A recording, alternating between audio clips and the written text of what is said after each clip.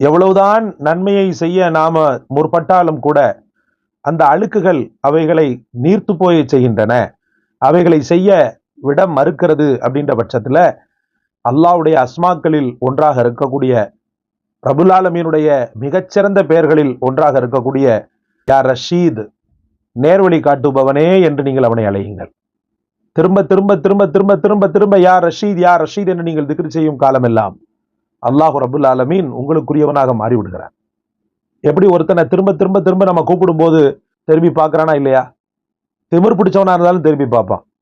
ஒரு திமிர் பிடிச்சவனை நீங்க ஒண்ணுக்கு மேற்பட்ட நேரத்துல கூப்பிடுங்களேன், ஒண்ணுக்கு மேற்பட்ட தடவை கூப்பிடுங்களேன், நிச்சயமாக அவன் என்ன செய்வானா? திரும்பி பார்ப்பான். என்னன்னு சொல்லிட்டு கேட்பான். அப்போ நமக்காகவே அல்லாஹ் ரபுல் ஆலமீன் இறக்கப்படக்கூடிய, நமக்காகவே கருணையை தேக்கி வைத்திருக்கக்கூடிய அந்த இறைவனை ஏன் அஸ்மாவை கொண்டு அழைக்க கூடாது? அவனுக்கென்று பிரத்யேக